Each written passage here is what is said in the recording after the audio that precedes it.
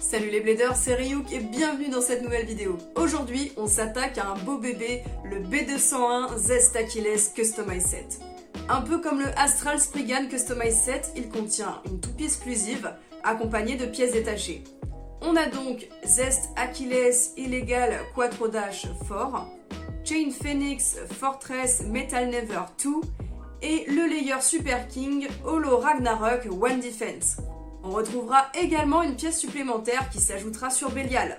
C'est un set que j'ai hâte de découvrir parce qu'il me hype beaucoup. La Zest Achilles contient elle toute seule 48 modes, donc dès le départ on a énormément de possibilités de customisation. Et pour moi ça c'est un très bon argument. Allez, place au déballage. Voilà le set une fois ouvert. Il est bien complet. On remarquera d'ailleurs la présence d'un embout de crémaillère de lanceur qui servira à changer le sens de rotation du DB Core de Achilles. On découvre aussi la plaquette de stickers, bien garnie. En ce qui concerne Achilles, c'est pas très différent des précédentes versions. Beaucoup de détails à ajouter sur l'avatar au centre et sur les lames argentées périphériques. Maintenant passons aux toupies et surtout à Achilles. Avant de commencer, sachez que j'ai travaillé un maximum cette vidéo pour qu'elle soit la plus claire possible en ce qui concerne l'explication des différents modes de Achilles. Alors s'il vous plaît, faites honneur à cette vidéo, n'avancez pas trop vite et soyez attentifs. La première pièce de Achilles est son DB Core, représentant son avatar. En termes de design, je trouve qu'on est sur un mélange entre Z Achilles et Union Achilles. Pour la première fois, Achilles devient une toupie à double sens de rotation. On retrouve en dessous deux sets de 3 dents, et tout comme Spriggan, il faudra se munir d'une clé pour effectuer le changement de sens en déplaçant les clics sur le R, donc right pour droite, et sur le L, left pour gauche. Donc, si vous avez bien suivi, rotation droite et rotation gauche, ça nous fait déjà 2 modes. Ensuite, le Armor 4, c'est sa première apparition. Sa forme est assez banale, une répartition des masses symétrique par rapport à l'axe de fixation. Il sera assez neutre dans les performances de la toupie. Là où ça va devenir plus compliqué, c'est pour le Blade Zest. Donc, on va y aller petit à petit, mode par mode. Tout d'abord, il s'agit d'un layer du système DB, donc il pourra alterner entre le mode bas et le mode haut. Donc c'est-à-dire en choisissant de placer le Armor au-dessus du DB Core ou en dessous du Blade. Ensuite, c'est un Blade à rotation droite et gauche. Donc tout comme celui de Spriggan, on pourra le retourner pour changer de sens. Ici, vous voyez le R pour right et de l'autre côté le L pour left. Pour s'y repérer plus facilement, le côté avec les lames argentées, c'est droite, et le côté avec les lames dorées, c'est gauche. Quel que soit le sens de rotation choisi, ce Blade possède des points assez saillants. Pour moi, les plus violents ne seront pas nécessairement les lames, mais ces deux protubérances juste à côté du Z gravées à l'intérieur. En somme, on a une forme agressive, mais pas trop, typique d'un layer de type équilibre. Et pour finir, on a cette pièce supplémentaire qui peut se greffer sur la partie principale du Blade. Quel que soit le sens de rotation, on pourra choisir de le mettre au-dessus, en dessous, ou de ne pas le mettre du tout, ce qui donnera les modes attaque, défense et vitesse. Que ce soit les modes haut, bas, droite, gauche, attaque, défense ou vitesse, ils sont tous associables entre eux. Je vous mets juste ici le tableau récapitulatif donné par Takara Tomy, je trouve que ça aide à y voir plus clair. Ce layer possède donc 2 x 2 x 3 modes, donc un total de 12 modes, et je trouve que c'est de loin le layer le plus complexe en termes de customisation qu'a créé Takara Tomy jusqu'ici. Le disque, c'est Illegal. Alors, je sais pas pourquoi ils l'ont appelé comme ça, car c'est un disque tout à fait classique, qui n'a aucune restriction de jeu. Dans sa forme, il me rappelle un peu Over, très rond et lisse sur la périphérie, sauf que cette fois-ci, la répartition des masses est plus contrastée vers l'intérieur et l'extérieur. Ce disque permettra d'améliorer la stabilité de la toupie sur son temps de rotation. Et la dernière pièce de cette toupie, c'est le driver Quattro Dash. Décidément, je trouve que cette toupie a beaucoup de références à Spriggan. Donc sorti initialement sur Astral Spriggan, Quattro est ici édité pour la première fois avec un ressort renforcé pour limiter le taux de burst de la toupie qui le portera. Ce driver est composé de 4 modes. Une pointe plate de caoutchouc pour un mouvement rapide, offensif mais peu endurant. Une pointe métallique arrondie, plus pour de la défense. Une pointe métallique aiguisée, moins stable mais plus endurante. Et une pointe de type équilibre qui passera en fonction de l'inclinaison de la toupie par rapport au stadium, d'une pointe fine plutôt statique à un rebord en caoutchouc pour un mouvement rapide. Ce driver possède donc à lui seul 4 modes. Plus tôt dans la vidéo, on a dit que le layer avait 12 modes. Donc si on fait un peu de maths, 4 x 12, ça nous fait bien un total de 48 modes. Franchement, si on se replace dans le passé avec la toute première saison de Beyblade Burst et les simples toupies en 3 pièces, je trouve que quand même, Takara Atomy avec la génération Beyblade Burst a apporté énormément de complexité dans l'assemblage des toupies et donc dans les possibilités de customisation. Et je trouve que rien que pour ça, la génération Beyblade Burst est incroyable. La prochaine toupie est Chain Phoenix. Le DB Core reprend donc celui de Prominence Phoenix, une toupie que j'aime beaucoup. Il possède 4 crans pour le vissage. Le Armor, c'est tout. Un classique, symétrique et équilibré. Le Blade, c'est Chain, de type défense. Il possède une succession de lames assez rapprochées qui possèdent un gimmick. En fonction de la forme externe de la pièce qui sera mise au-dessus, donc un DB Core ou un Armor, les lames seront plus ou moins poussées et bloquées vers l'extérieur. Par exemple, avec le DB Core Kerbeus, les lames bougent. Mais avec le DB Core de Phoenix, qui est plus large et épouse les points de contact avec les lames du Blade, en fait les lames sont bloquées vers l'extérieur. Et en toute honnêteté, je trouve que ce Blade est absolument dingue. Je l'ai testé sur Chain Kerbeus et la synergie du combo est juste incroyable. Ce Blade encaisse très bien et je trouve que s'il est mis sur une toupie très basse et compacte, on peut constituer parmi les meilleurs combos de défense du système DB. Pour le disque, on retrouve Fortress que l'on avait également sur Chain Kerbeus, qui concentre l'essentiel de sa masse vers l'intérieur. Et pour le driver, on a la variante métal du driver Never, donc Metal Never. Never provient à la base de Cyclone Ragnarok. Il possède une pointe fine en plastique et un contour en POM. Et j'adore ce driver, il est capable de conserver une très bonne endurance pure ainsi qu'une bonne stabilité. Et ça, c'est pas donné à tous les drivers d'endurance. L'exemple le plus parlant est le driver Edge. Il est super fin et si la toupie tourne toute seule dans le stadium, elle va tourner très longtemps. Le problème, c'est que si un adversaire vient la frapper, elle va se déstabiliser et perdre très vite le reste de son endurance. Et sur ce point, Never est plutôt fiable et assez polyvalent.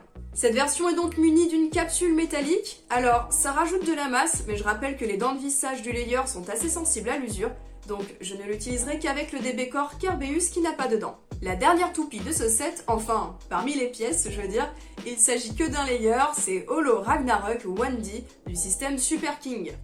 Pour la chip, on a celle originaire de Glide Ragnarok. Le ring, c'est Holo, de Holo de Caesar, volontairement asymétrique et déséquilibré, avec des ajouts de métal pour donner des attaques dans des angles variables et aléatoires. Et le single châssis 1D, auquel on pourra ajouter un disque. Alors j'aime beaucoup les pièces, après la ricolore jaune doré, je vous avoue que ça manque de contraste et c'est pas du tout à mon goût. Si vous avez bien suivi, vous savez qu'il y a encore une pièce dont je n'ai pas parlé, c'est le Agear. Donc une pièce basée sur Achilles qui s'adaptera sur Belial. Ce gear pourra soit s'aligner avec les lames pour une configuration offensive, soit combler les creux pour avoir un layer plus lisse et défensif. Ce changement de mode est tout à fait à l'image de Achilles, une toupie d'équilibre qui alterne entre l'attaque et la défense. Voilà, grosso modo, on a fait le tour du set. Rien qu'au déballage, on se rend compte des nombreuses possibilités de customisation. J'ai hâte de tester Achilles surtout. Allez, il est temps de passer dans l'arène.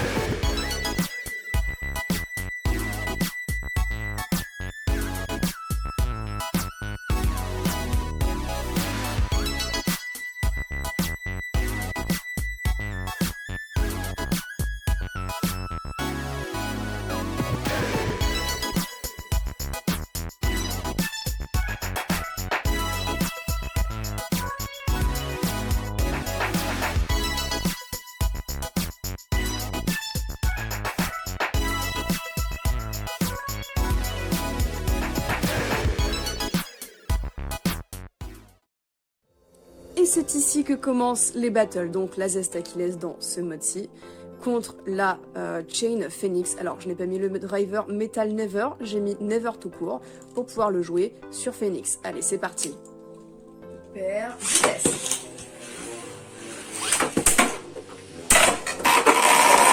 Une première éjection, un point pour Zest Achilles. Hyper vitesse. Allez, la Achilles était partie sur l'extérieur, maintenant c'est au tour de la Chain. Maintenant les deux toupies se retrouvent au centre. Chain perd beaucoup d'endurance, oh il y a eu beaucoup de recul. Et deuxième point pour Achilles. Hyper vitesse. Allez, c'est reparti, ça donne des assauts, la Achilles est sur l'extérieur, la Chain est au centre. Est-ce que Achilles va redescendre pour taper la Chain? Oui. Après, elle a déjà perdu pas mal de vitesse de rotation, les deux toupies s'épuisent. Vous voyez comment ça coûtait le stadium. C'est serré. Et un point pour Chain Phoenix. Hyper vitesse. C'est reparti, ça tape fort dès le début, les deux toupies se rejoignent au centre, il y a un petit peu de recul. C'est la Achilles qui part sur l'extérieur, la Chain est bien au centre, ça se retape. On entend les petits coups dans les lames de Chain, hein, des petits coups très rapprochés à chaque fois. La Chain recule, les deux toupies commencent à vaciller, c'est la fin. Et un nouveau point pour Zest Achilles, 3-1. Zest Achilles change de mode, je la garde en rotation droite, mais en high mode avec le sword dessous et la pointe défensive pour qu'elle puisse affronter la Holo Ragnarok Wendy. Alors j'ai sorti un petit combo avec Sting et le driver Venture, je sais pas du tout ce que ça va donner, je n'ai aucune idée des performances de ce combo. On va bien voir. Super. Yes. Là, ça part bien sur l'extérieur, ça se tape bien. Oh, il y a beaucoup de recul. On voit la holo qui sautille un petit peu hein, dès qu'elle passe sur la deuxième partie du stadium. Elle se rejoint au centre. Et une victoire de Holo Ragnarok. Super vitesse. Et c'est reparti, ça se course un petit peu sur l'extérieur. Mais ça esquive, du coup la holo ne donne pas de coup très puissant à la Achilles. Il semblerait que la Achilles a un petit peu plus de patates en cette deuxième partie de battle. La holo est au centre, on n'est jamais à l'abri d'une éjection d'un burst. Et cette fois-ci le point pour Achilles. Super vitesse. Et ça y est, c'est reparti, ça fonce dans les murs. Éjection, un autre point pour Achilles. Super vitesse. Et ça y est, c'est reparti. Et une éjection en faveur de Achilles qui a fait sauter la sortie de stadium. Voici peut-être que j'allais l'oublier. La Bélial avec le Agir. J'ai mis aussi le dégât et le délire, histoire de faire un bon gros sandwich.